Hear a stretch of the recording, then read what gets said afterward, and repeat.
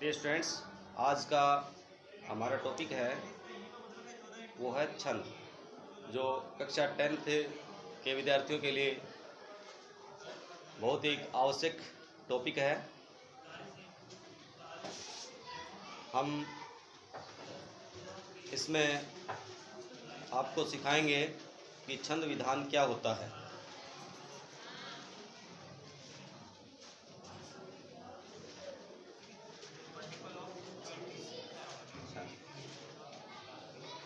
तो सबसे पहले हम बात करेंगे छंद की परिभाषा की।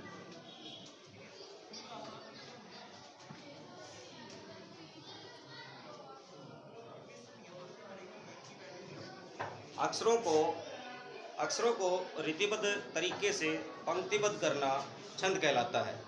अक्षरों को रीतिबद्ध तरीके से पंक्तिबद्ध करना छंद कहलाता है। यानी रीतिबद्ध तरीके से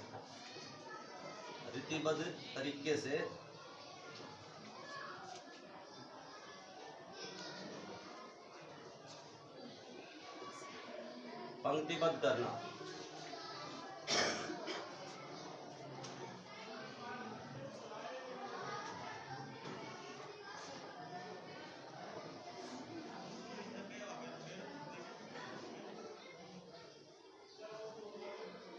छंद के कितने भेद होते हैं? छंद के 3 भेद होते हैं।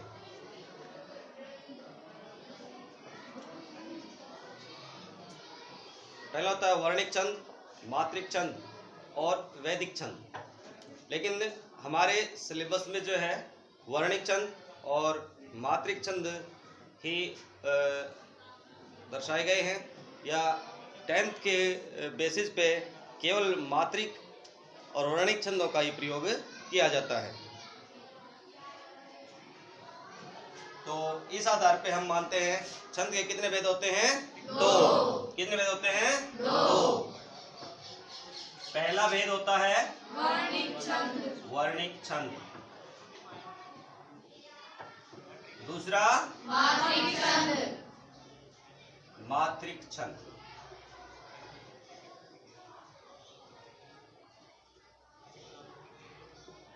देखिए, वर्णिक छंद में वर्णों की गिनती होती है और मात्रिक छंद में वर्णों के साथ साथ उनकी मात्राओं की भी गिनती होती है।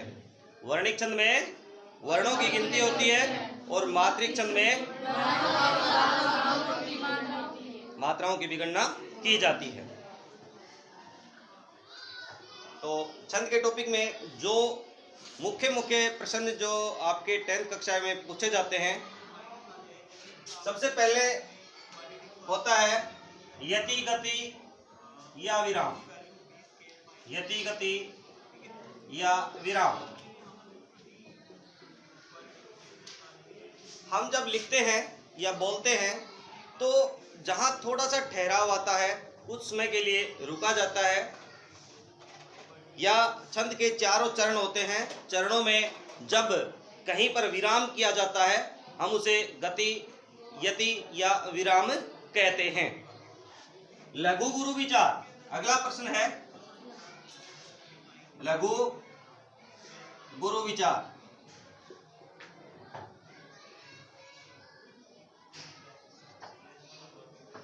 जितने भी सिंगल वर्ण होते हैं, अकेले वर्ण होते हैं और छोटी मात्राएं होती हैं, वो सभी लघु कहलाते हैं। और इसके अतिरिक्त जितने भी बड़े वर्ण होते हैं, यानी जिनके साथ बड़ी मात्राएं होती हैं, वो होते हैं गुरु। लघु के लिए हम अंग्रेजी के आई का प्रयोग करते हैं और गुरु के लिए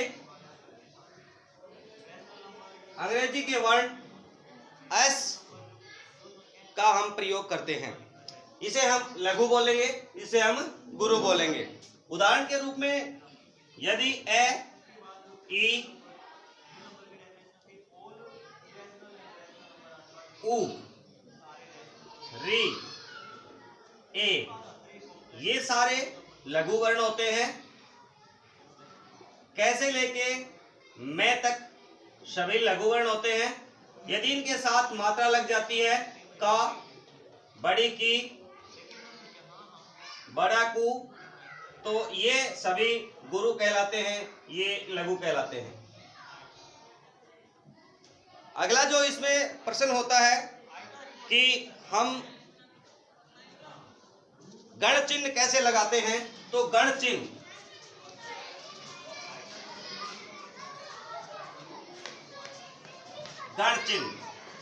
जब हम तीन तीन वर्णों की गणना करके और उनका एक युग्म बनाते हैं, एक जोड़ा बनाते हैं तीन तीन का, उसके लिए हम प्रयोग करते हैं गण चिन्हों का।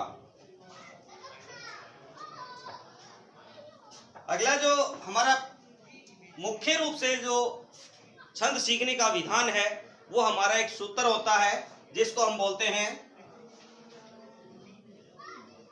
यमाता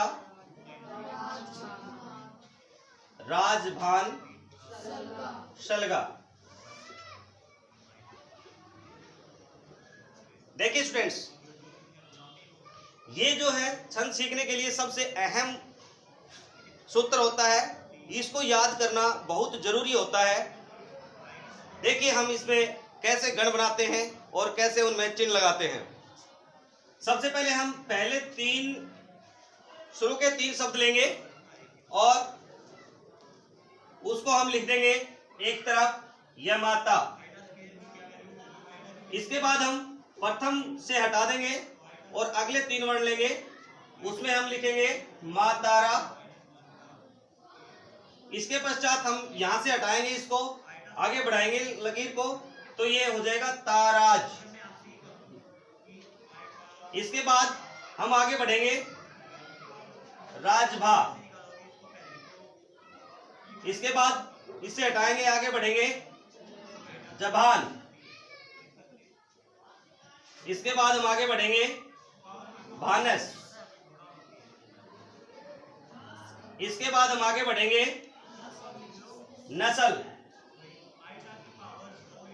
और इसके बाद हम आगे बढ़ेंगे शलगा।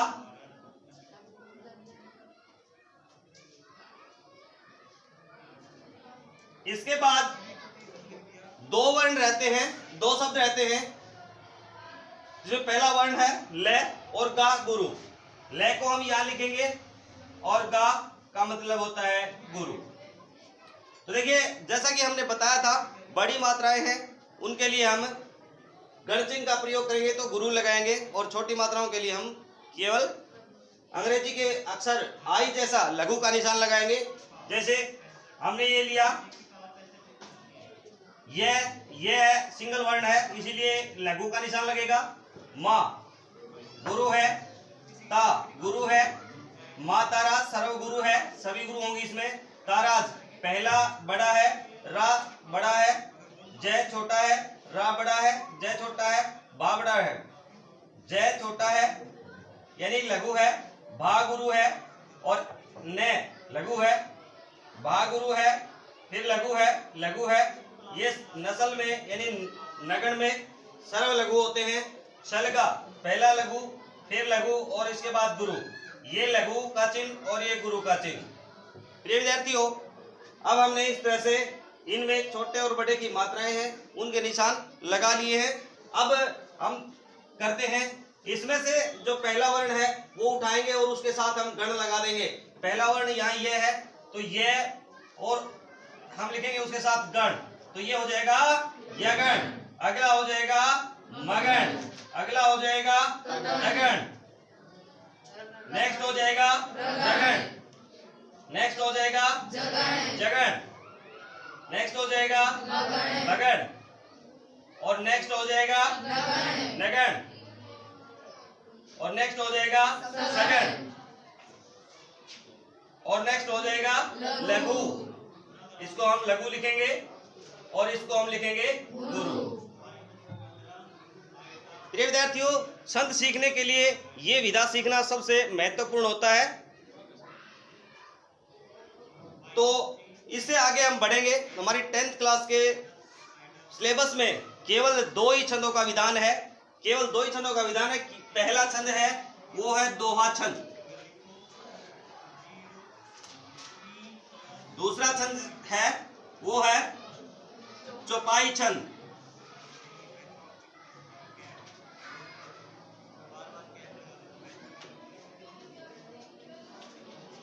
अब दोहा छंद किसे कहते हैं और चौपाई छंद किसे कहते हैं? तो इसमें एक यहां प्रश्न बनता है, चरण, चरण किसे कहते हैं? तो प्रत्येक दोहे को 4 भागों में विभाजित किया जाता है। प्रत्येक दोहे को 4 भागों में विभाजित किया जाता है, उसके हर एक भाग को हम चरण कहते हैं। इस तरह से प्रत्येक दोहे में कितने होते हैं? 4 चरण होते हैं, 4 चरण होते हैं। और चरणों में फिर सम चरण किसे कहते हैं और विषम चरण किसे कहते हैं? जब सम चरण में मात्राएं आपस में मिलती हैं, जिन चरणों की मात्राएं आपस में मिलती हैं उसे हम क्या कहते हैं? सम चरण कहते हैं। और जिनकी मात्राएं आपस में नहीं मिलती उसे हम विषम चरण कहते हैं। तो यहाँ दोहा छंद में पहला और तीसरा और दूसरा और चौथा 2 चरण होते हैं। पहला और तीसरा सम चरण होते हैं भाई, सम चरण, और दूसरा और चौथा सम चरण, यानी ये आपस में सम चरण होते हैं। लेकिन हम बात करते हैं दूसरे से तीसरे को मिलाना चाहें या पहले से हम चौथे को मिलाना चाहें, नंबर 4 को मिलाना चाहें, तो ये आपस में विषम चरण होते हैं, क्योंकि इनकी मात्राओं की गणना आपस में बराबर नहीं होती है। अब बात करते हैं दोहा छंद की परिभाषा की। तो दोहा छंद में बात कर रहे थे, दोहा छंद में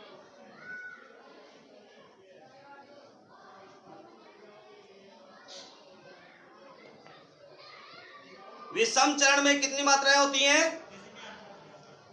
13-13, और सम चरण में पहले और तीसरे में 13-13 और दूसरे और चौथे में 11-11 मात्राएं होती हैं। यानी पहले और तीसरे चरण में 13-13 मात्राएं होती हैं और दूसरे और चौथे चरण में 11-11 मात्राएं होती हैं। इसके लिए हम एक दोहा आपके सामने प्रस्तुत करेंगे। करत करत के अभ्यास है, करत करत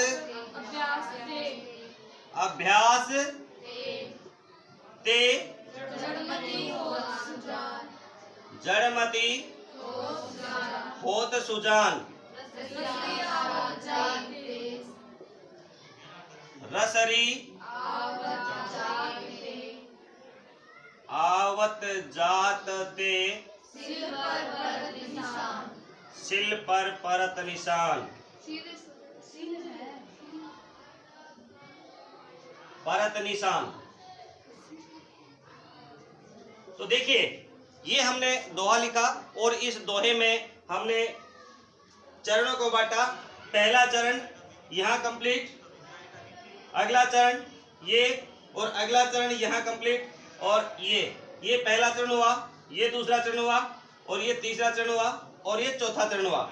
तो पहला और तीसरा इनमें मात्राओं की संख्या होगी वो 13-13 होगी, और दूसरा और चौथा इसमें मात्राओं की संख्या कितनी होगी? 11 और 11। तो ये हम यहाँ गिनती करके देख सकते हैं, 1 2 3 4 5 6 7 8 9 10 11, क्योंकि आधा वर्ण है वो काउंटिंग में नहीं आएगा, आधा वर्ण है वो गणना करते समय नहीं आएगा। यदि हमें इसमें गण चिन्हों के निशान लगाने हैं तो आधा वर्ण है वो अपने से सामने वाले वर्ण में जाएगा और उसको लघु ना करके वो फिर उसको गुरु कर देगा। ध्यान दीजिए इस चीज का। यदि हम गणना करते हैं आधा वर्ण इसकी गणना नहीं करते हैं, और यदि गण चिन्ह लगाते हैं तो आधा वर्ण सामने वाले में मिलके उसको बड़ा बना देता है। तो ये हमारी गिनती पूरी 1 2 3 4 5 6 7 8 9 10 11 12 और 13, इस तरह से इसमें 11 1 2 3 4 5 6 7 8 9 10 और 11, इसमें 11 मात्राएं कंप्लीट है और इसमें 13 मात्राएं कंप्लीट है। इसी तरह से नीचे का जो है वो हम निशान लगा के देखेंगे, प्रयास करेंगे तो इनकी जो संख्या है वो हमें कंप्लीट मिल जाएगी। इस तरह से आप कोई और दुआ उठा करके उस पर भी गण चिन्ह लगा करके देख सकते हैं कि ये हमारा दुआ है, ये कंप्लीट है कि नहीं है। लेकिन विद्यार्थियों, कई बार मैं आपको एक बात बताऊं, कई दोहे ऐसे होते हैं जिनमें मात्राओं की जो संख्या है वो किसी एक चरण में कम या ज़्यादा हो सकती है। किसी एक चरण में कई मर्तबा 10 मात्राएं रह जाती हैं तो किसी में 14 हो जाती हैं। कुल मिलाकर यदि हम सारे की सारी मात्राएं काउंट करेंगे तो एक समान होंगी। इसके बाद जो हमारा अगला है वो है चौपाई छंद। चौपाई छंद, अब चौपाई छंद की जो हम परिभाषा कर रहे हैं वो होगी कि चौपाई छंद में भी 4 चरण होते हैं। चौपाई छंद में भी कितने चरण होते हैं?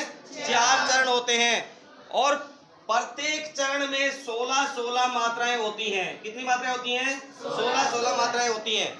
लेकिन अंत में जगण या तगण का अभाव होता है। जगण या तगण का अभाव होता है। जगण या तगण, जगण या तगण का अभाव मतलब लास्ट में जो जगण या तगण नहीं आना चाहिए यदि चौपाई छंद है तो। इसके लिए मैं आपके सामने एक उदाहरण पेश करता हूं। जैसे रघुपति राघव, रघुपति राघव राजा राम, पतित पावन सीताराम, पतित पावन सीताराम। अब हमें इनकी गिनती करनी है, इन पे गण चिन्ह लगाने हैं। विद्यार्थियों, गण चिन्ह कैसे लगाए जाते हैं मैं वो आपको पहले बता चुका हूं, लेकिन अब हम उनको हल करके देखते हैं। देखिए, रे वर्ण है वो लघु है, गु लघु है, पे लघु है, ती लघु है, गुरु है, लघु है, लघु है, रा गुरु है, गुरु है और गुरु है।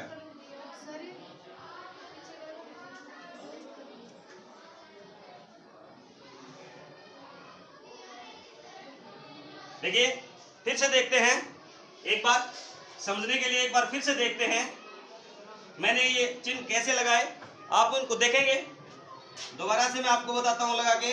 जैसे रे है ये लघु है, भू छोटा है तो लघु है, पे सिंगल है तो लघु है, और तीनों को हम इकट्ठा एक गण चिन्ह बनाते हैं। तो हम देखिए इनके साथ यहां रख के देखते हैं, जिसमें सर्व लघु है तो उसको हम बोलते हैं नगण। इसके पश्चात ती है ये लघु है, और रा ये गुरु है, और घ ये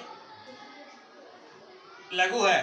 तो हम देखिए इस तरह का निशान देखेंगे कहाँ मिलेगा, ये यहाँ मिला तो ये हुआ भाई तीनों का एक, जिसको हम बोलते हैं जगण।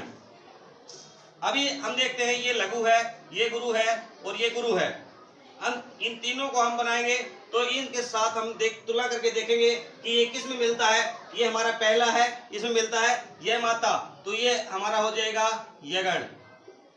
इसके बाद ये बड़ा है और ये छोटा है, तो 3 दूनी 6, 3 तिया 9, 9 और 2 11। ये तो केवल हमें गणना की केवल इनकी बड़ी मात्राओं की। इसके अतिरिक्त हम यदि गणना करेंगे तो मात्रा पूरी 16 होती है। 1 2 3 4 5 6 7 8 9 10 11 12 13 14 15 16, ये तो कंप्लीट मात्राएं होती है इसमें। इसके बाद इसी तरह से हम देखते हैं तो हमारा जो नियम था वो नियम के अनुसार इन्होंने क्या कहा था कि लास्ट में अंत में जगण और तगण का जो है ना अभाव होता है। तो ये यहाँ ना तो जगण है और ना तगण है, क्योंकि ये दोनों वर्ण अकेले हैं, जिसमें एक गुरु है और एक लघु है। इसी तरह से अगले में हम लगाते हैं तो ये लघु है, ये लघु है, ये लघु है। उसी तरह से ये नगण हो गया, गुरु है, लघु है, लघु है, ये हो गया भगण। भानस, जैसे देखिए ये आप देख सकते हैं, ये जो है भगण हमारा ये रहा इस तरह से, और बड़ा है, बड़ा है और बड़ा है। ये हमारा सर्वगुरु है, सर्वगुरु है मगण। तो इसमें भी विद्यार्थियों हमारा जो कंडीशन है जो अप्लाई किया था वो बिल्कुल सही है। प्रिय विद्यार्थियों, मैं आशा करता हूँ आपको ये हमारा आज का जो टॉपिक है ये समझ में आया होगा। यदि आपको समझ में नहीं आता है तो आप मुझसे कमेंट बॉक्स में लिख करके फिर से बता सकते हैं। और यदि आपको पसंद आया है, अच्छा लगा है, तो लाइक करें, सब्सक्राइब करें, कमेंट करें। और इस तरह से हमारे एजुकेशन पॉइंट पर आप 10th और 12th के सिलेबस की जो वीडियोज़ हैं, नई नई वीडियो में हर समय अपलोड करता रहूँगा। मैं प्रयास करूँगा कि 10th और 12th का कंप्लीट सिलेबस हिंदी और संस्कृत का आपको अवश्य रूप से पढ़ाऊँगा। तो आप पढ़ते रहिए और शेयर करते रहिए।